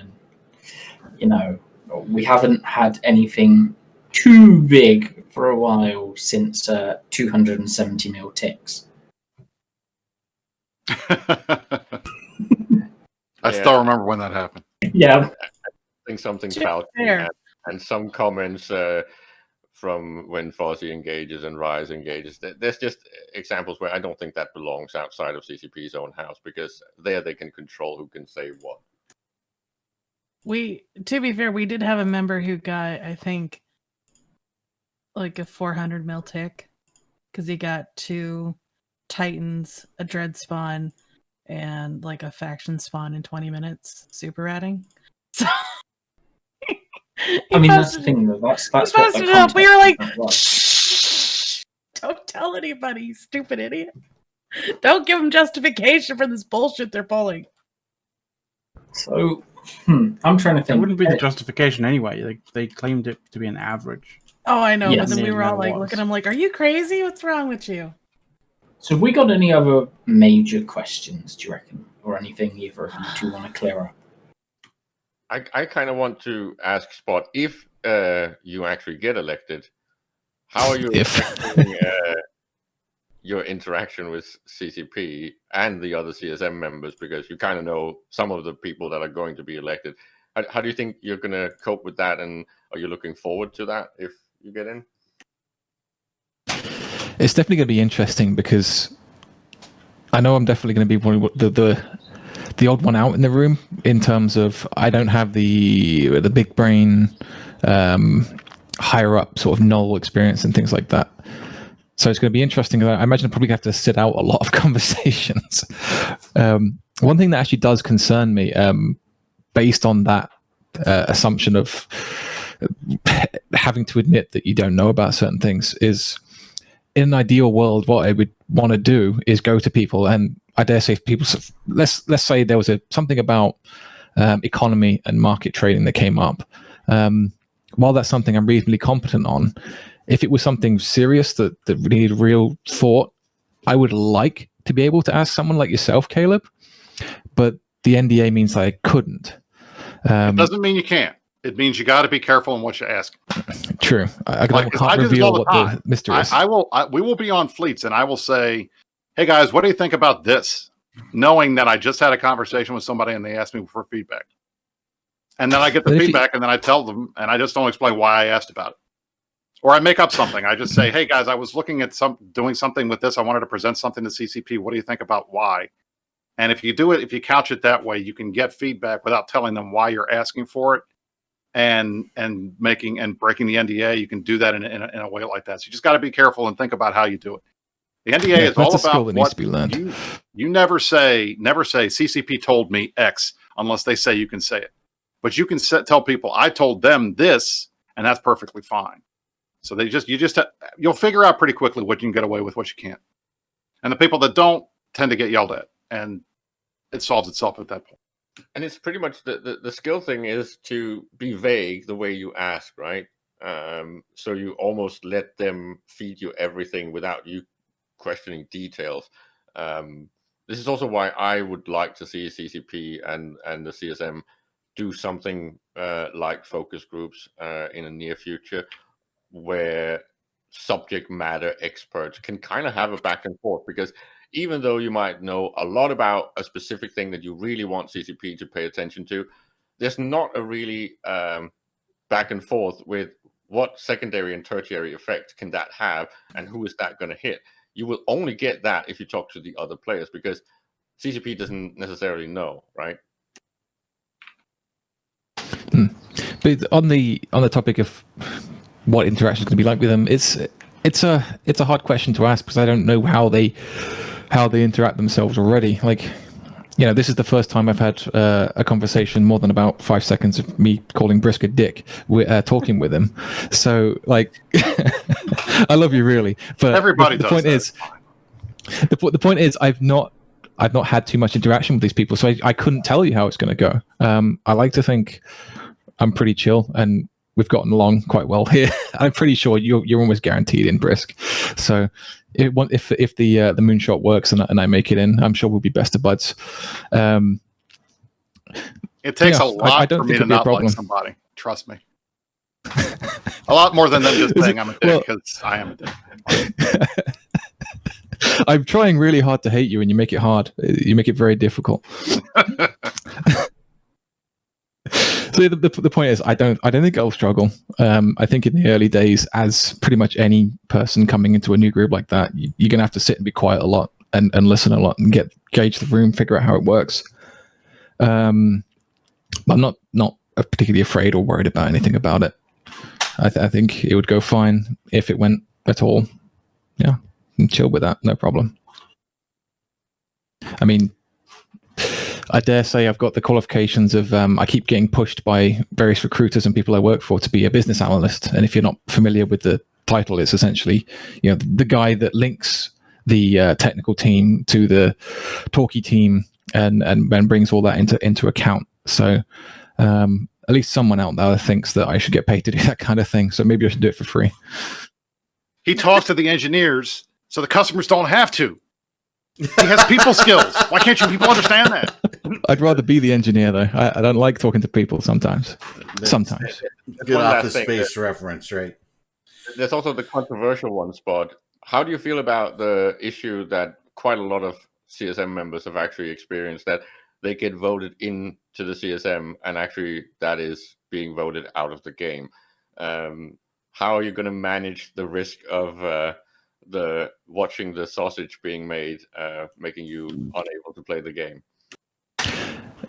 So the two sides to that, like the first one is my quick retort is I have a massive advantage in that I know how the sausage is made, so I don't care. Like I know it's a sausage factory where they put sawdust and poop into the sausages. It's just it's the software industry. I've worked on some huge projects that take millions of pounds, dollars, whatever you want to use, and I've seen how screwed up they can be. I can tell you the story of how I accidentally caused an infinite sandwich for a cafe, a nationwide cafe once. That was a good one. So, yeah, I know software developers fuck up all the time. I do have genuine concern of because I'm an alliance executor and taking the CSM role can make that life difficult. I'm an alliance executor and I like to trade as well. And the danger of insider trading becomes real nasty there. I think the chance of hearing something in a CSM meeting and not remembering where you heard it and then going, oh, those things are going to be really valuable soon. I don't know why, but screw it. I'll buy a bazillion of them. And oh shit, now I'm in trouble. I think that's that's a real thing. I mean, I'll be honest, Spot. I have to say, I really have to say, I don't know how Villian and Gobbins do it, because you're a leader of a big group like this, and you get the information, the temptation to tell your people, and I don't think they've done this, but the temptation to tell your people, or at least to try to prepare for it ahead of time, has got to be overwhelming. It's one of the reasons why I like just being a line member, because maybe I know this shit, but I'm not doing anything about it. And it's got that double whammy, right? Especially when you're talking with so many people, as Bob says, you don't know where, you might forget where you've heard it from. Did I hear it from CCP, or did I hear it when just talking to Caleb or someone? Were we just speculating? But on that topic, in my own defense, there are things that I do know that I shouldn't know. I'm not going to tell you why I know those things, but I haven't disseminated that through my alliance, and I haven't abused that, partially because some of it's just not abusable. That is true. It's a solvable problem. A lot of the stuff we learned is not abusable. Yeah, and it's a solvable problem. My alliance are on a more direct level. The last year or so I've spent on trying to delegate more things, and that's currently something that within my alliance I'm working on. So I'm hoping to bring that to a point where I don't do anything. And to be honest, I like to trade, but I haven't actually done anything in the investment sense in probably a year or so. So I'm pretty sure I can tell myself, just don't touch the market, be a good boy. And I don't think I'm going to struggle too much there. And there's always things you can do, Spot. If you know you're going to make a play that potentially somebody might look at, you can always give them a heads up ahead of time. Aerith used to do that all the time when he was on CSM. Like, I'm going to buy up all of the stuff here. I want to let you guys know ahead of time so you don't ban me.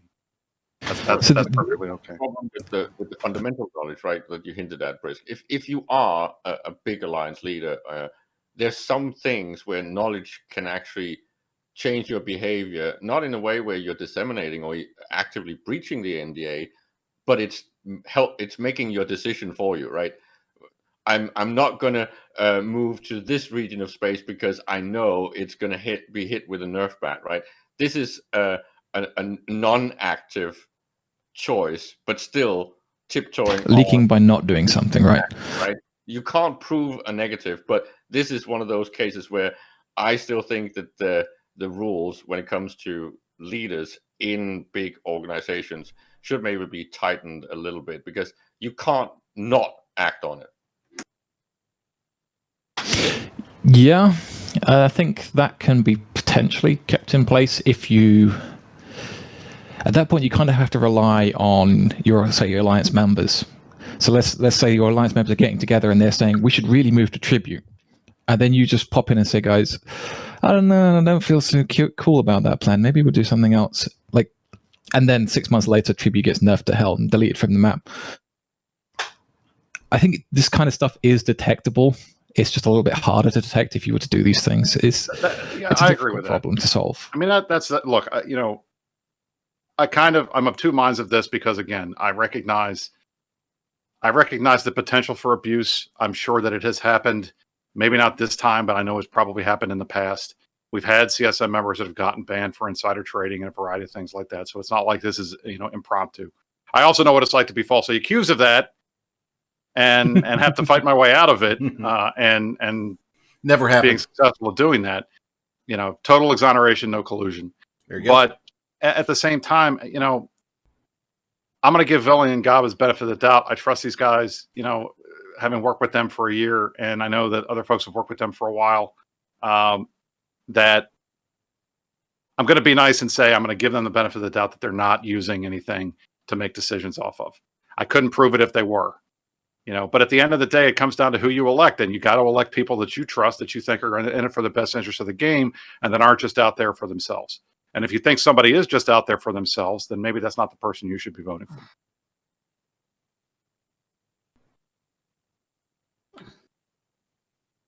Yeah, to finish off my point is I think the only thing I'm worried about in terms of like my own personal effect from being potentially on a CSM is just burning out on the game afterwards, like enjoying it while you're there, but once you're out, I might not continue playing. Who knows? It depends. Can't tell you until you've been there.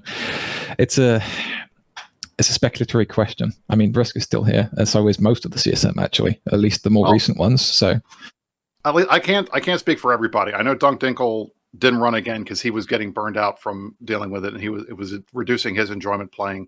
And I've seen other people take breaks because of that. But for me, I love EVE Online, but I love the community more, and that's why I'm here. Like, I'm hanging out with my friends. This is why I play this game. So they can nerf rock walls all they want. They can make my Titan useless. Sorry, Dawn. But in the end, I'm logging in because I want to hang out with Merc and Nam and the guys. I want to hang out with Bruden. I want to hang out with Sadis and Mill and Smish and the guys and have fun with them. And going to Vegas and riding around in Piercing's crazy 1956 Chevy, that type of stuff. That's why I play. It's not because this is the most scintillating game on the planet, because there are other games that are just as fun. But my friends play this, and I have a good time with them. And as long as they're here, I've got no reason to leave. So that's why the CSM stuff doesn't really bother me that much. Also, you're kind of used to some of the downsides of being a political actor, right? I mean, yeah, that from the real world stuff. So this is not something that bothers you. It's actually something that you thrive in, right? It's fun. I like it. That's one of the things that bads have never figured out is they love to, like, they want to think, oh, if we say nasty stuff to Brisk all the time, he's going to hate it. No, guys, I love it. When my name is in your mouth, that makes me happy. I don't care what you're saying afterwards. There's just you're so thinking much of me. Wrong. Thank you. With that statement. That's actually a pretty good point. not the Brisk in your mouth statement, but even since I announced running for CSM, do you know what? I've been having a freaking great time. It's a great time talking. People want to talk to you. It's awesome. And you get to talk to them, and you get to hear all the kind of crackpot ideas. I mean, I had a guy tweet at me for some reason about literal nonsense that I couldn't understand, but it's a good time. It's fun. You get all kinds of crazy stuff. I mean, I can't tell you how many times Dawn's asked me for cat ears. Oh my god, yeah. Well, it's fun. It's even just fun running, I would assume, just because you get to talk to people, or you get your name out there where people, are like, oh, hey, I really like your idea. Here's something that I'm thinking of, blah, blah, blah. I know Brisk gets it a lot. I know some of the other people here get a lot, but you get messaged in game about like the weird, or in Discord about the weirdest stuff. People find me on Discord, and I had somebody who's pretty cute from Pappy's side message me saying, "Oh my god, your group just fought my little cousin. It's her first PvP battle ever, and she's really excited." And getting to kind of have those interactions with people because your name's out there more is, at least for me, a joy in EVE, to get to engage with people and see that you've made somebody's day, even if it meant you dying in a horrible fire. It's good for the soul too, because as a real example, I'm sure Brisk can confirm. I fucking hated the guy, but you know what? After this is I've been forced to interact with him, and you're a pretty cool dude, Brisk. I honestly, I was trying to remember because I know you and I have gone around a bunch of times, but it's like that's just bullshit on Discord. Who gives a shit? You know, I like talking to people. I have a good time. I like I said, I think there may be 5 people in the history of Eve who I can say that I really truly do not like and would not get along with. And it's nobody that's ever done anything that was just like name calling or something stupid on a Discord argument. It's always been more than that. I tried to warn him that this is the whole problem with the Imperium and with goons is that they may be dicks, but they're kind of likable dicks. We have fun. We have fun. Like we a good try- dick. I'm not becoming a fucking goon, Caleb. You don't have to become a goon. You can be like Caleb, who's just an Imperium cheerleader over there going rah rah rah. I've got my my secret pappy propaganda, my little T-Rex up there. There you go. Yeah. But look, I'll be honest. The one thing that turns me off more than anything is people that can't laugh.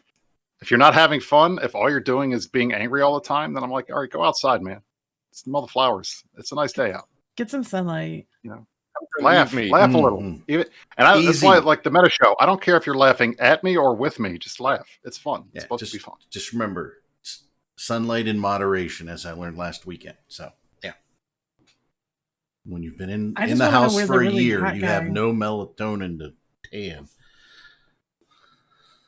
Icon, I do not name names. I don't kiss and tell. They know who they are. That's enough for me. I just want to know where the really attractive guy from TIS went. I haven't seen him in a while. I'm right here. What are you talking about? Are you on TIS? I was. Wait, which one?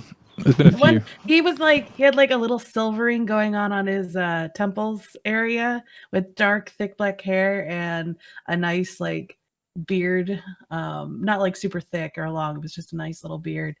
And I remember Matterall was just like, man, all the thirsty comments in chat. What the hell? Oh, who was that? I know who you're talking about. I know who you're talking about. I remember the episode, but I don't remember the name. I know who you're talking about too, and I'm losing it. He was on a couple different episodes, so I don't. I was just like, oh well, you guys are here. Do you know where he went, or was he just like perturbed by all the thirsty people in chat? I don't know anybody that's he was just a perturbed by guest. that. I don't know if anybody's perturbed by that. If you are, that's kind of weird because I know I enjoy it when people say I look good on the stream. It happens so rarely these days that it's nice when I see it. It can get creepy though, so I can understand. But yeah, They will get you cyber stalkers, that's for sure.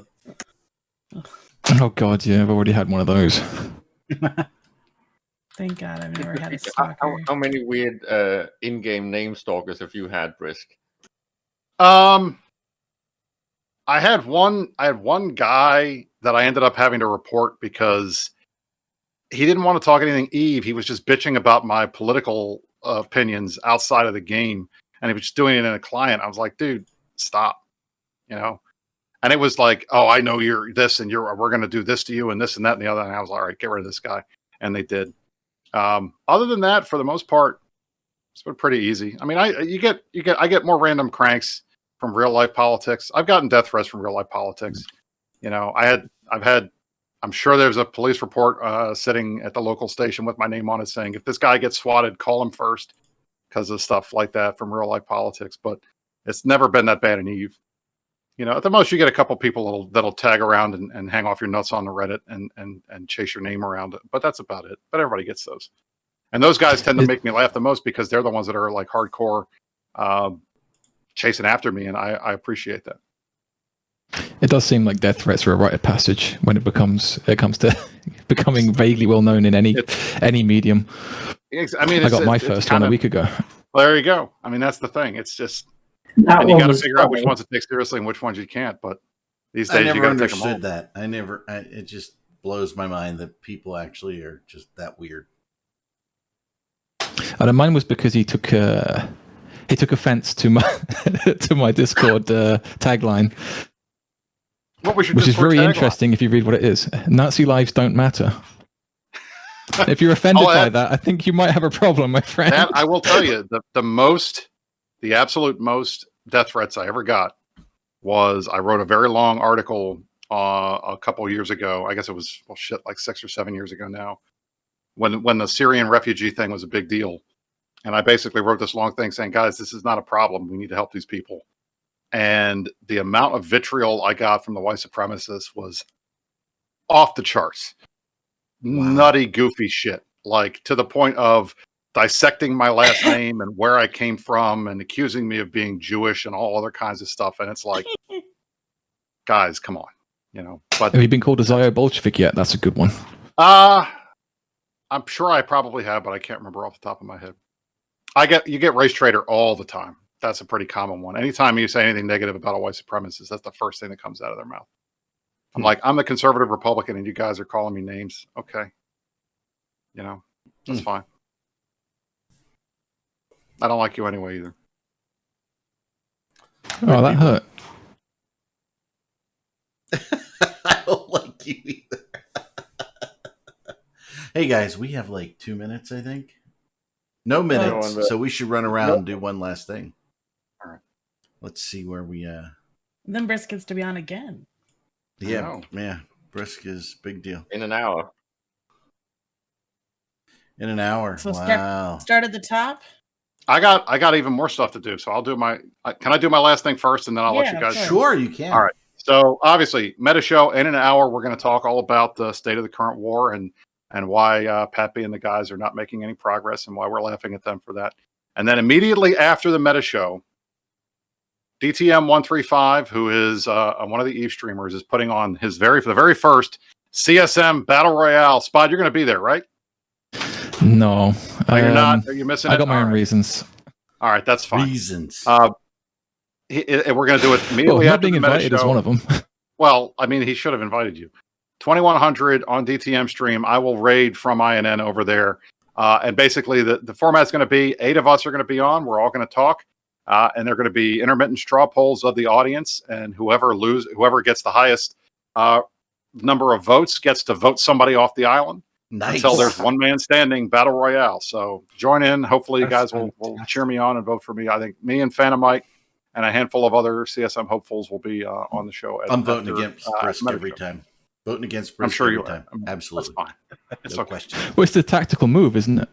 Well, the tactical move would be for me to get voted off so I can go do something else for the rest of my Saturday, which would be nice. But otherwise, I got to stay the whole time.